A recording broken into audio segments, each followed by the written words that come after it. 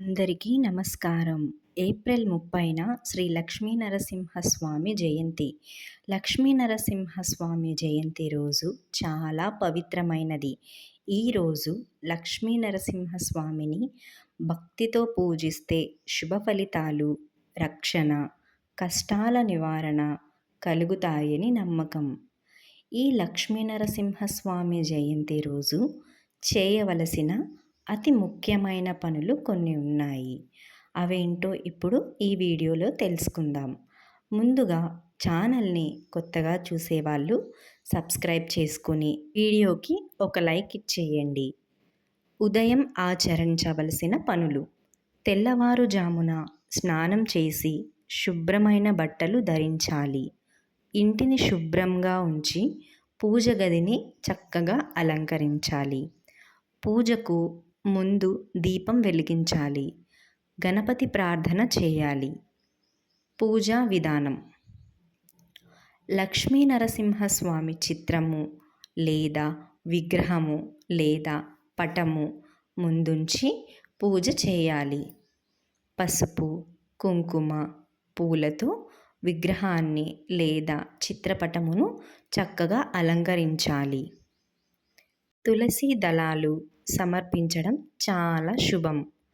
పాలు, పంచామృతంతో అభిషేకం చేయవచ్చు.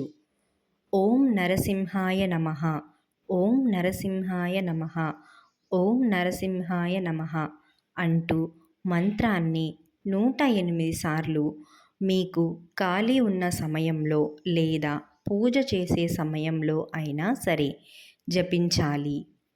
పారాయణాలు: నరసింహ కవచం చదవటం లేదా వినటం, విష్ణు సహస్రనామం పారాయణం చేయటం, నరసింహస్వామి కథ వినటం లేదా చదవటం, ఇవన్నీ కూడా పారాయణాలు చేయటం వల్ల శుభాలు కలుగుతాయి.